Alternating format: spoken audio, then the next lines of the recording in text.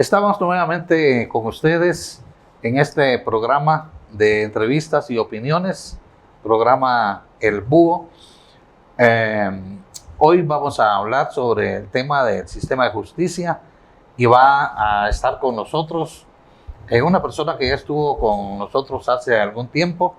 Él es un analista político, pero entre sus altos grados académicos, Luis Fernando de Paz González tiene una maestría en Derecho Procesal Constitucional, tiene un doctorado en Derecho Procesal Constitucional y también tiene un doctorado en Filosofía del Derecho Constitucional. O sea que es un profesional, es una persona con bastante conocimiento académico, y además él está muy empapado de la realidad sociopolítica guatemalteca, y por eso lo hemos invitado para analizar con él la situación del sistema de justicia en Guatemala, que ha sido una preocupación en este programa expresada a través de distintos invitados. Recientemente estuvo con nosotros el abogado Alejandro Rodríguez, y pues se debe a que actualmente Guatemala realiza una elección de su sistema de justicia, la elección de los magistrados a la Corte Suprema de Justicia y la elección de los presidentes de las salas de apelaciones. Para este proceso se constituyen las llamadas comisiones de postulación, pues que según el análisis que hemos hecho aquí en este programa, ya estas comisiones tocaron fondo, ya no sirven absolutamente para nada. Se supone que era un filtro para elegir a buenos profesionales, pero hay mucha frustración en el ambiente político, académico y social, debido a que la elección pues no se ajusta a los parámetros que podrían contribuir a mejorar el sistema de justicia, a transparentar un sistema de justicia que está cada día más alejado de la justicia y que se acopla más a los intereses de pequeños grupos, de estructuras políticas e inclusive hasta criminales. Y por eso es que estas elecciones ya no inspiran, ya no motivan tener confianza en nuestro sistema político. Así que vamos a abordar de lleno este tema con nuestro invitado. Bienvenido, Luis Fernando. Gracias. ¿Cómo estás? Byron, bien, gracias por la invitación nuevamente. Acaban de pasar las elecciones de magistrados a la Corte Suprema de Justicia, y esto fue un proceso que desde un principio un poco fallido, porque recordemos que hubo una pérdida de tiempo como de 20 días para que se instalaran las comisiones, porque lo primero que se discutió y que paralizó el proceso por ese tiempo era de que no se ponían de acuerdo, porque querían que estas comisiones se instalaran en la Corte Suprema de Justicia y no en otro ámbito, digamos, neutral o imparcial.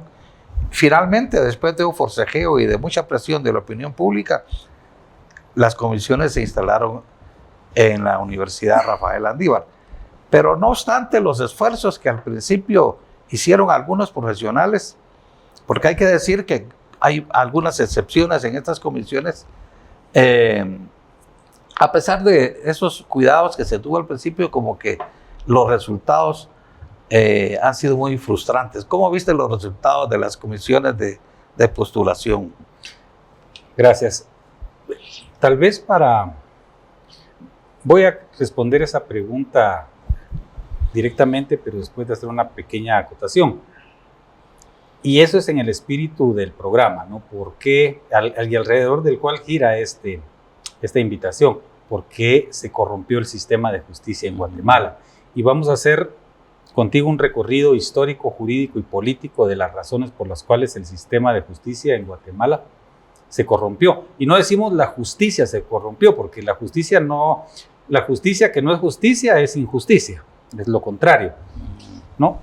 El sistema de justicia es lo que se corrompió en este país. Y tenemos que hacer una disgregación en ese sentido para poder llegar a determinar por qué estamos así, como estamos en Guatemala al día de ahora. El sistema de justicia en el país tiene un origen que es en la Constitución de 1985, con la instauración de la Constituyente de 1985, que realizó en un año la Constitución, que se puso en vigencia el 14 de enero de 1986. Esta Constitución, con un espíritu del humanismo kantiano y que recoge todos los principios de la Revolución francesa y de la Guerra de Independencia norteamericana de 1779, la segunda, y de 1789, la primera, tienen como epicentro al ser humano, dejando de lado al Leviatán, que es el Estado, y que anteriormente a la Ilustración y al Iluminismo tenía como el centro de gravedad de las sociedades europeas, ¿no? Es así que la Constitución del 1985 se pone en vigencia en el 86 y que trae muchas instituciones y muchos principios y muchos valores de la Constitución de 1945, de la Revolución de Octubre del 44, con ese humanismo y ese espíritu iluminista. Se puede decir que empezamos bien.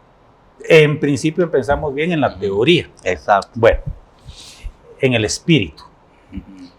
Y ese es el espíritu que de alguna manera guió a los constituyentes del 85. Hicieron una constitución, en teoría, muy de avanzada jurídicamente, muy imbuida de ese espíritu de humanismo que le daba esperanzas a la nueva era democrática en Guatemala después de 36 años de dictaduras militares desde el 54, de la contrarrevolución del 54. Y dentro de esos principios que se cristalizan en la parte dogmática y la parte orgánica de la Constitución, también habían gérmenes que lamentablemente se inculcaron ahí con muy buena fe de parte de los constituyentes, pero no sabían que también habían inyectado los gérmenes de destrucción de la Constitución a mediano y a largo plazo. Una de ellas era, por ejemplo, la autonomía municipal, la autonomía económica principalmente. Nos preguntamos si Guatemala estaba preparada para la autonomía municipal, si el municipalismo es una de las razones por las cuales se corrompió la política en Guatemala, al darle esa oportunidad a los emergentes alcaldes para que se enriquecieran de manera indecente durante su gestión municipal. Y ahí tenemos a un Arnoldo Medrano, que es el epítome de la corrupción del municipalismo en Guatemala. Creo que todavía está detenido, ¿no? Preso. Sí, estuvo procesado. Sí, y que él abrió la cancha y guió el camino de la perversión y de la corrupción en Guatemala a partir de la construcción de la obra gris municipal. Él dio cátedra en cuanto a eso. Y muchos alcaldes, siguiendo su ejemplo, pues ya sabemos lo que pasó. Pero también teníamos, la Constitución del 85 también tenía otros problemas implícitos. Y uno de ellos, de los más graves, fue el haber incorporado, haberle cedido, haberle dado participación al gremio del Colegio de Abogados o al gremio de la barra de abogados, ya llamada Colegio de Abogados, en toda actividad política importante de designación de funcionarios públicos y principalmente de los funcionarios de justicia. Y también a la Universidad de San Carlos. Bueno, pero como la Constitución del 85 o del 86 era todavía joven, esto tardó un tanto en poder cristalizarse, manifestarse. Y al principio, durante la segunda mitad de la década de 1980 y hasta bien entrado y la primera mitad de la década de 1990, el sistema de justicia, a través del Congreso de la República, que eran los que elegían directamente a los magistrados de Corte Suprema de Justicia y de Corte de Apelaciones, pues tuvo aciertos los congresos de la República de aquel entonces, las legislaturas de aquel entonces, de escoger a lo más dilecto del gremio de abogados como guardianes de la Constitución y del sistema legal. Es así como vemos en un Tribunal Supremo Electoral a juristas de la talla de un Arturo Gerbrúger Asturias, Héctor Schwank Durán, a un Gonzalo Menéndez de la Riva. Teníamos en la Corte Suprema de Justicia magistrados de la talla de don Edmundo Vázquez Martínez, ¿no? Teníamos en la Corte de Constitucionalidad a instituciones jurídicas completas y totalmente integracionistas como don Jorge Mario García Laguardia, como Epaminondas Quintana, como el mismo Maldonado Aguirre, ¿no? Como también teníamos a don Héctor Sacristán de Cham. Esos eran nuestros magistrados. Esos eran los guardianes del sistema de justicia. Gente muy eminente. Gente que uno profesionalmente cuando los veía infundían tal respeto y admiración que uno profesionalmente se cuadraba ante ellos, siendo estudiante y siendo profesionales jóvenes, mi generación. Eran nuestra guía, eran nuestro faro, eran nuestro ideal profesional y moral. Así creció nuestra generación, con esos ejemplos. Pero el tiempo pasó.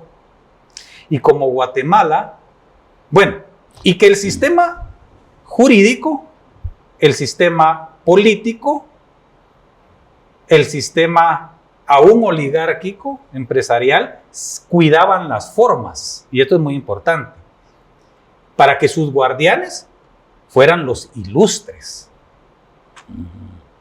Y me decías que esos magistrados eran electos por el Congreso de la República. Por el Congreso de la República. Bueno, directamente. Que también eran otro tipo y nivel de diputados, con sus defectos también había otro tipo de diputados, vos los conociste, ¿no? Otro nivel otro de nivel político político también. Bueno, pero el tiempo pasó y como en Guatemala tiene una característica, que acá los procesos de quiebre históricos y políticos y sociales son fácilmente localizables y focalizados en personas y en tiempo, en día y en año y en mes. Así llega el FRG al poder en el Congreso y también a querer incursionar incursiona en la política grande en Guatemala. Y el general Efraín Ríos Montt quiere ser presidente, electo ahora, ¿no? Como lo fue en 1974. Muy bien, pero también llegan las ominosas reformas constitucionales de 1993 paralelamente. Parece que ahí hay Pero hay que retroceder un poco en el tiempo, un punto de inflexión en la historia de Guatemala fue el golpe de Estado del presidente Jorge Serrano Elías, que fue el 25 de mayo de 1993. Sí. Y ahí se da realmente la prueba de fuego para el sistema constitucional, para los guardianes de la Constitución, que son los magistrados de la Corte de Constitucionalidad, y los cuales, en una actitud histórica y valiente, impiden el golpe de Estado. Son los que lideran el impedimento para el autogolpe del presidente Jorge Serrano. Y asume Ramiro de León Carpio, cuando se da el exilio del presidente Serrano y la frustrada ascensión al poder del vicepresidente Gustavo Espino, que le duró un par de horas nada más. Ya en el poder, el presidente Ramiro de León Carpio pues se ve presionado por el sector económico poderoso empresarial para hacer reformas a la Constitución, económicas y legales, ¿no? Y es así que se dan las reformas de 1993, que dentro de lo peor que pudo pasar fue el haberle atado de manos, quitarle la potestad al Banco de Guatemala de prestarle al Estado y pasarle toda esa potestad a la banca privada. ¿Y esas reformas fueron justificadas en ese momento? Justificadas para el sector empresarial, Sí, para el sector porque oligárquico, no contribuyeron por supuesto. a un fortalecimiento Claro. institucional. Claro, no, lo debilitaron. Empezaron a desmontar el Estado.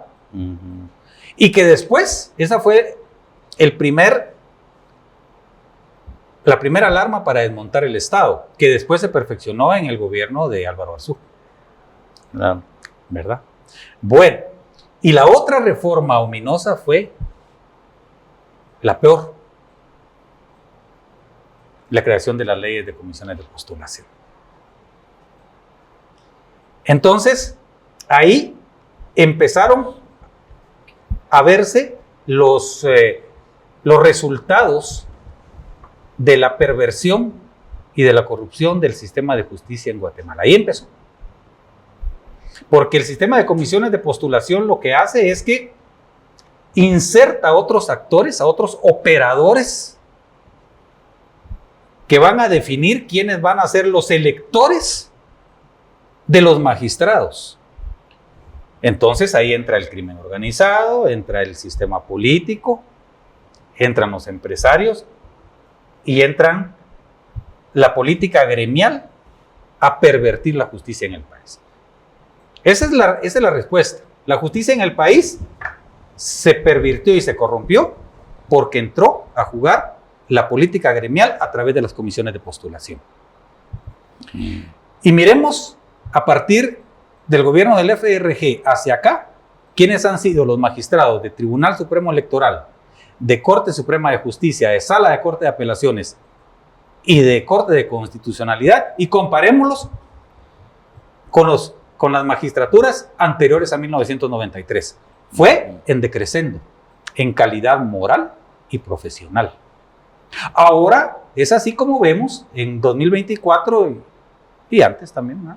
Pero ahora se manifestó en manera exagerada que ni siquiera el sistema político y jurídico respeta ya las formas. Antes se respetaban las formas para que los guardianes de los intereses políticos, gremiales y jurídicos y de la ley y de la Constitución fueran los eminentes, los mejores. Ahora no se respetan las formas. Ahora, para ser los magistrados, son fiel reflejo de su espejo. ¿Y qué es el espejo? Un sistema político corrupto, podrido y cuestionado. Esos son los magistrados ahora. Claro. Vean ustedes los nombres de los magistrados ahora. ¿Quiénes son? Si ha sido público. Comparen su hoja de vida profesional y personal con las cortes del pasado. Dos caras de una misma moneda. Total. Sí, ahora... Entonces, la población está justamente indignada. Miren, no nos engañemos.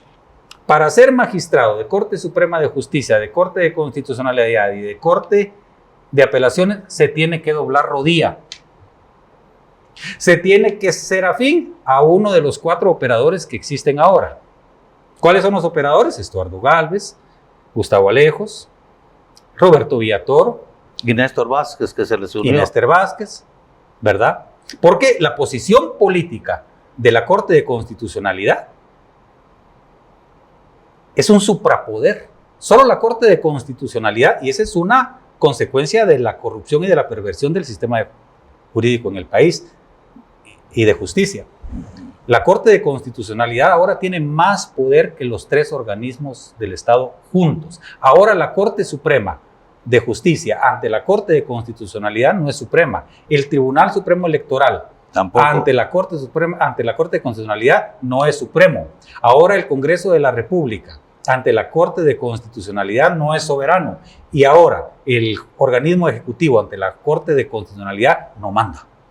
Ahora en la Suprema Corte de Constitucionalidad, Claro, por supuesto. la que gobierna. ¿Y cómo se llama eso? Para ir concluyendo, se llama critarquía, el gobierno de los jueces, que es una deformación de la democracia.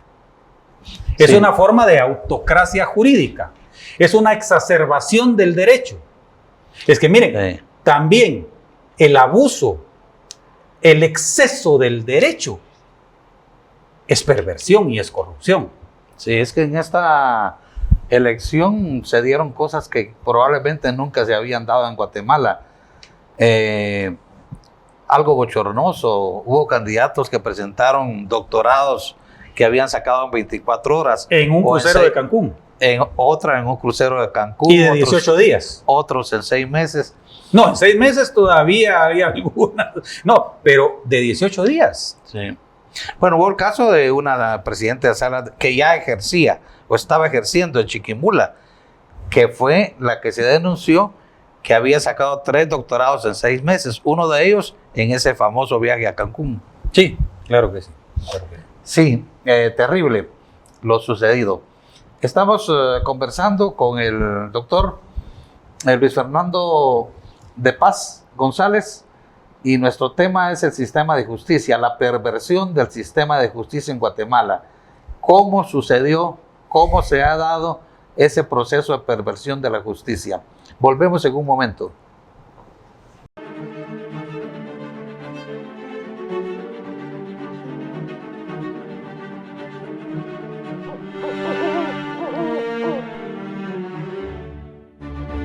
Estamos conversando con el licenciado Luis Fernando de Paz González.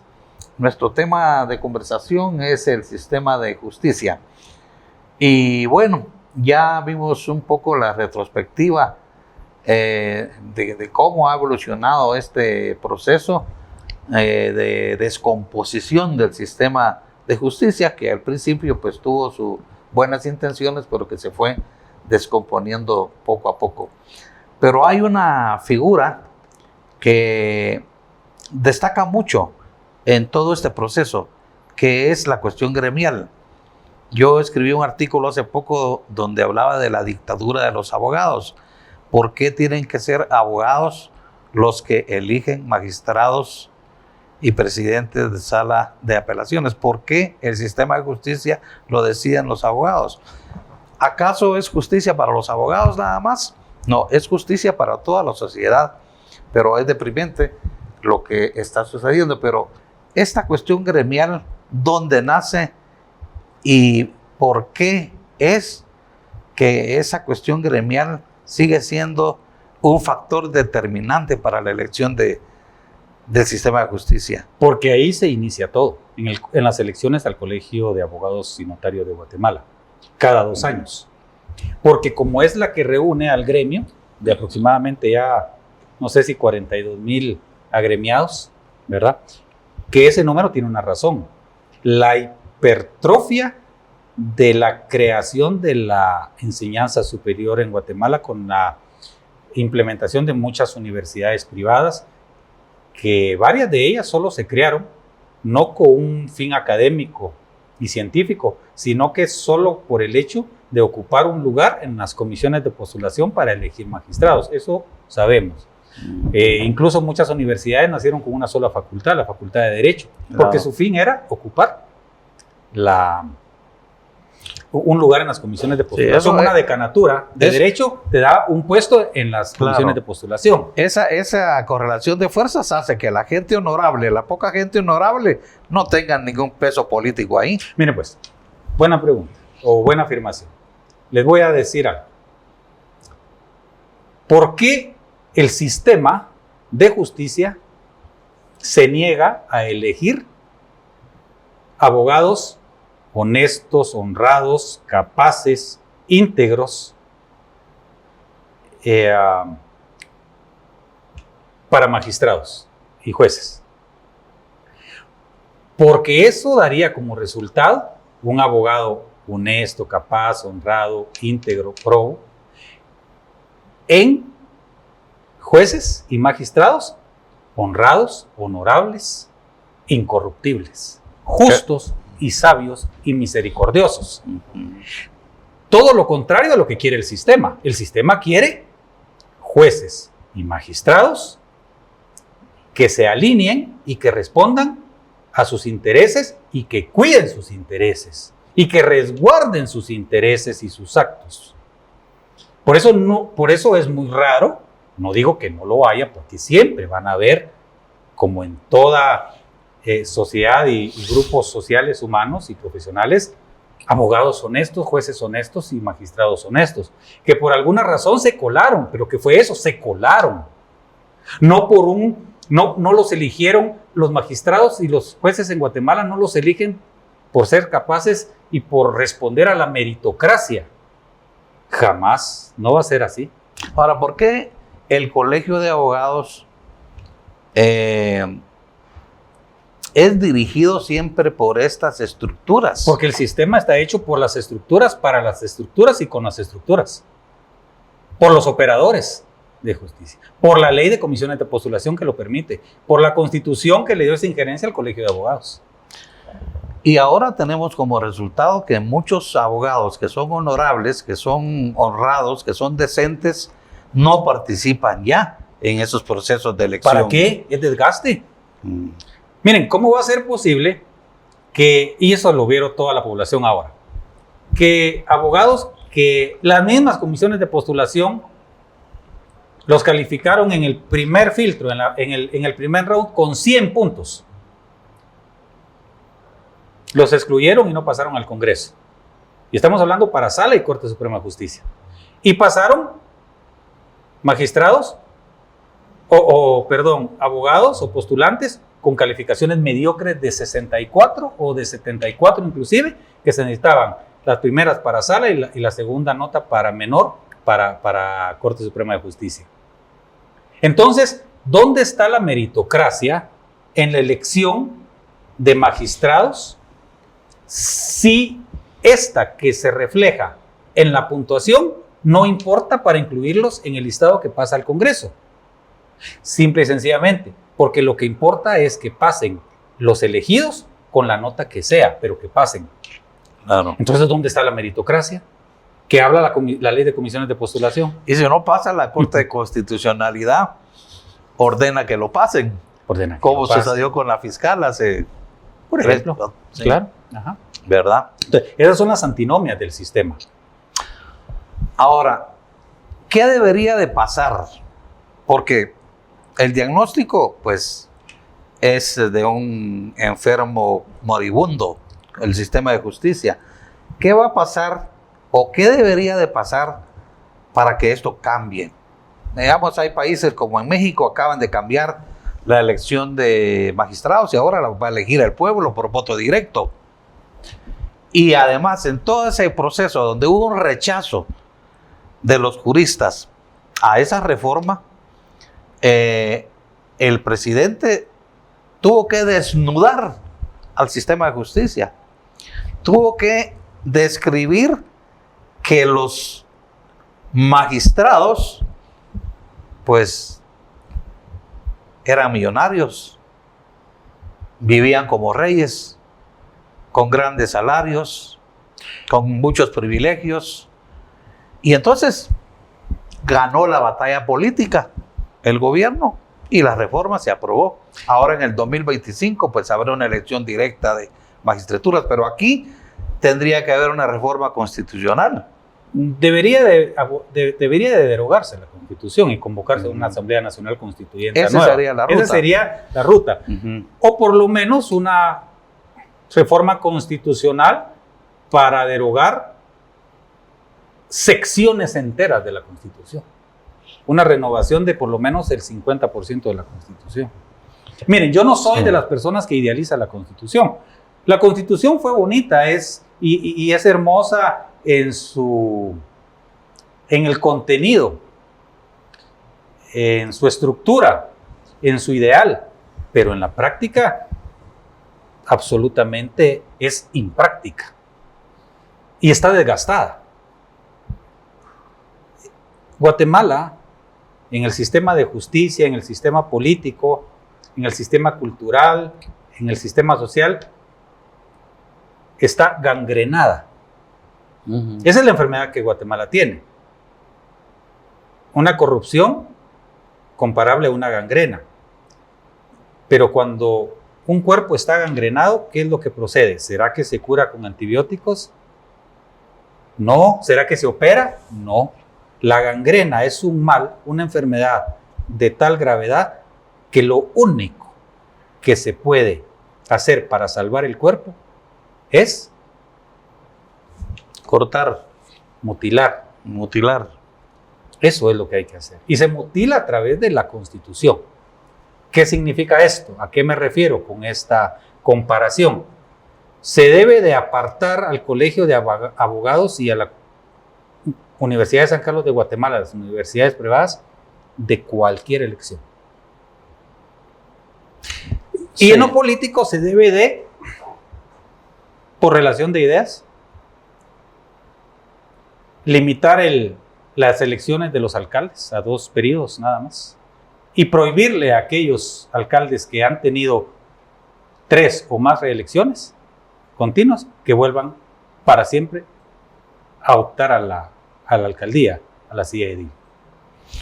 Y a la Universidad de San Carlos, eso que te decía, apartarlos totalmente de todo eso y que nunca más puedan ser. Y, por supuesto, quitar el antejuicio. Miren, un puesto público es codiciado por 2 razones. Por 3 razones. Por el acceso al poder, por el acceso al dinero y por el acceso a la impunidad que da el antejuicio. Quitemos y limitemos quitemos uno y limitemos los 2 y veamos si Guatemala no cambia. Sí, porque Guatemala necesita casi una refundación. Porque para cambiar el sistema de partidos políticos, que es donde está también la base de los problemas, pues se necesita una nueva ley electoral, nuevos partidos políticos, porque el problema es que los partidos políticos en Guatemala son también solo vehículos para trasladar personas a los puestos de decisión, al Congreso especialmente, bueno, y a los alcaldes también, a través de los financiamientos ilícitos, como lo demostró el informe de la CICIG en el 2015. El problema de la refundación es que se refunda sobre la base de lo ya existente. Hay que arrancar de raíz lo existente. Eso es una revolución francesa. Eso no, una revolución institucional, ¿ah? Como lo es en México y en El Salvador. Sí, parece que en Bolivia también cambiaron la elección. Y en Ecuador. Pero eso se necesita de un requisito sine qua non y esencial, sin el cual nada es posible. Un gobierno fuerte. Sí. Un gobierno con autoridad. Que no es lo que tenemos. Sí, porque como el mismo presidente Arévalo lo dijo, ¿no? En un artículo, en una entrevista que discutíamos antes de empezar el programa, que él considera que este gobierno es un gobierno de transición. Sí, lo que pasa es que casi todos los gobiernos democráticos en Guatemala son de transición. El gobierno de Jimmy se consideraba que era de transición y miren lo que pasó. También, ¿no? El gobierno de Benicio Cerezo Vinicio Cerezo consideró su gobierno como un gobierno de transición. Pero sí lo fue. Hizo una transición muy importante, es que esa es la diferencia. Y tal vez nos vamos a salir un poco, pero esa es una perspectiva personal, puede no ser compartida y seguramente no va a ser compartida por muchos, pero los presidentes que para mí, los únicos presidentes que considero como hombres de Estado en Guatemala que hemos tenido hasta el 2023, los únicos 3 presidentes que para mí tienen esa categoría fueron el presidente Vinicio Cerezo, el presidente Jorge Serrano Elías y el presidente Alfonso Portillo, porque eran hombres de Estado. Claro, el presidente Serrano, un hombre malogrado, pues se precipitó, se equivocó, pero un hombre de Estado, sí, yo lo conozco. A él le fregó mucho tener un Congreso corrupto. Sí, claro, pero los 3 presidentes que nombro, Vinicio Cerezo, Jorge Serrano y Alfonso Portillo, eran hombres de Estado, porque eran los únicos, o que fueron los únicos que conocieron y conocían y conocen la verdadera realidad política, social, cultural de Guatemala. De verdad que son los únicos 3. Ellos sí tienen una radiografía del país muy clara. Y el peor está entre Yamatei y ¿quién más? Y Arzú. Sí. Arzú. Ni siquiera Jimmy Morales, ni el presidente Jimmy Morales, ni siquiera tampoco el presidente Otto Pérez llegaron al nivel que llegó Álvaro Arzú y que llegó el presidente Yamatei. Álvaro Arzú, porque él no solo privatizó los bienes públicos, sino que desmontó el Estado total. Lo desmontó de una manera terrible. Y el presidente Yamatei, porque llegó a través del soborno, llegó a conjuntar más poder incluso que los regímenes militares de los años 70 y 60. Tuvo la capacidad de un Napoleoncito, de un hombre poderoso que incluso y aún ahora sigue conservando poder. Se daba el lujo de gritarle a los potentados, a los hombres del CACIF. Sí. ¿Verdad? Claro. Y concentró todo el poder. A él se debe que aún no salgamos de esta crisis institucional. Tuvimos nuestro Calígula tropical. Exactamente, sí. Bueno, pues va a costar mucho. Yo tengo muy pocas esperanzas porque el sistema político, lamentablemente, mientras no se transforme, muy difícilmente tengamos hombres de Estado en el Ejecutivo y en el Legislativo, mucho menos alcaldes. Pero tuvimos la suerte ahora en el proceso electoral reciente de que se colara Arévalo, porque Arévalo prácticamente se coló, ¿verdad? Pero eso es una batalla, no la guerra. Es que debemos de ser claros, objetivos y realistas. En Guatemala, la guerra contra el mal siempre se ha perdido. Se han tenido algunas batallas ganadas, algunos triunfos esporádicos ganados. La revolución de octubre fue una gran batalla, duró 10 años, pero inmediatamente mutilada. Claro. En el 2023 se tuvo una batalla importante. El triunfo esperanzador que colocó en el solio presidencial al presidente actual, Bernardo Arévalo. Pero en general, las batallas del mal, la reacción siempre gana en Guatemala. Eso significaría que estamos ante y hoy ganó con la justicia. Sí. Y un país en el que su sistema de justicia es pervertido, es corrompido, es injusto, es amoral, no puede pretender cambios sustanciales, significativos, radicales, revolucionarios, institucionales. No puede ver con promisión el futuro, porque si el sistema de justicia, si los jueces, que son el dique para el abuso del poder, responden a ese poder, ¿qué esperanzas puede tener el país? Y vemos ahora cuántas personas, cuántos funcionarios públicos, cuántos empresarios que fueron acusados y se les demostró que habían cometido actos de lesa patria y aún de lesa humanidad, están afuera, gracias a jueces y magistraturas protervas. Y eso es lo que nos espera al final de cuentas, ¿no? Bueno, no, y no solo es un fenómeno que esté dándose en Guatemala, sino en otros países, ¿verdad? Bukele en El Salvador tuvo que poner a su propia gente como debe de ser, golpes de dictadura, porque si no es así tampoco hubiera logrado lo que ha logrado hasta hoy. Así es, así es. Y al final de cuentas,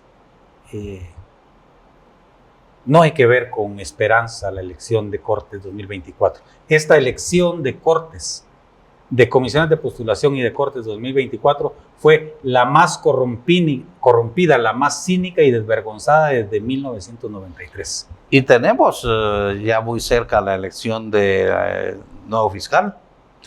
Y eso va a depender ahora, después de haber perdido Guatemala, la madre de todas las batallas, que fue esta sistema de elección de 2024 de Cortes. Se viene en enero, empieza la elección al Colegio de Abogados y de ahí va a derivar y de ahí va a depender quién gane, qué grupo gane la elección del Colegio de Abogados, va a depender las comisiones de postulación para el fiscal general de la República, para Corte de Constitucionalidad. Y Corte de Constitucionalidad. Ahora, ¿a quiénes representa la Corte de Constitucionalidad? Uno puesto directamente por el presidente de la República, uno electo por la Asamblea General del Colegio de Abogados, pero por votación del Colegio de Abogados en general, ¿no? Uno por los magistrados de Corte Suprema de Justicia. ¿A quién van a elegir? Siendo los actuales magistrados de Corte Suprema de Justicia, ¿a quiénes ustedes creen que van a elegir como su representante? ¿Y de magistrados de sala? ¿No? Sí, y esas comisiones. Y otro por la Universidad de San Carlos de Guatemala. No, sí. Y otro por el Congreso de la República. Es una especie de encerrona la que vivimos. No, por supuesto. Y eso es gracias al sistema de comisiones de postulación. Y gracias, de 1993. Y gracias a que la Constitución del 85-86 le dio esa injerencia al Colegio de Abogados y Notarios y a la Universidad de San Carlos de Guatemala. Y que después se fue ingresando vía las comisiones de postulación a las universidades privadas, muchas de ellas que fueron creadas con el solo hecho de incidir de tener un representante como decano en las comisiones de postulación. Y el resultado es ese sistema de justicia pervertido que tenemos. Y eso no va a cambiar si no se cambia el sistema, si no se cambia la Constitución. Si no se cambia eso, los nombres podrán variar, pero la meritocracia nunca la veremos en las Cortes. Ahora, Fernando, ¿puede darse una elección, puede darse una reforma constitucional sin una consulta o sin una, digamos, lo puede hacer el Congreso con algunas reformas? El presidente de la República tiene en sus manos la llave maestra de muchas cosas, de muchas transformaciones. A través del artículo 173 de la Constitución Política, que es un artículo hermoso, maravilloso, esa es la llave del cambio. Ese es un acierto maravilloso de los constituyentes del 85. ¿Qué dice? El artículo 173 dice que los asuntos de vital o trascendental importancia deberán de ser consultados al pueblo de Guatemala. El pueblo de Guatemala, como es la misma Constitución, el 73 da el mecanismo. El presidente de la República le pide al Tribunal Supremo Electoral que convoque a consulta y que las preguntas van a ser tales. Y si el pueblo de Guatemala es consultado sobre reformas a la parte, en este caso orgánica de la Constitución, sobre la exclusión definitiva del Colegio de Abogados de cualquier incidencia en la elección de funcionarios públicos y a la Universidad de San Carlos, ese sería un paso maravilloso. Tiene que quitar al Colegio de Abogados y a todas las universidades. De eso se quita. Incluyendo la San Carlos. Claro, todo se quita. Y entonces un sistema donde quizá solo el Congreso los elija. Entonces eso derogaría implícitamente la ley de comisiones de postulación. Claro. Y vuelve la elección directa a la Asamblea del Legislativo, al Congreso de la República, al Pleno, lo cual sería más honesto. Claro. Porque si la elección de los magistrados y de cortes va a ser política, que sea en un solo acto. Claro. Que las bancadas se pongan de acuerdo y digan, estos son. Pero no que pase primero por la perversión de las comisiones de postulación, porque eso es abrir una caja de Pandora para que muchos actores entraran ahí. No, y además es darle la apariencia democrática, de transparente a un proceso que no tiene nada. Que no tiene nada de transparente ni de democrático. Es una burla, es una escupida al pueblo de Guatemala, a la cara del pueblo de Guatemala, esas elecciones. Y principalmente la del 2024. Soñar con jueces electos es eso, soñar. Eso sería lo ideal, seguir el ejemplo de México. Sí, pero también yo creo que aquí en Guatemala todavía no tenemos, bueno, México es otra cosa, ¿verdad? Y sus instituciones son más sólidas.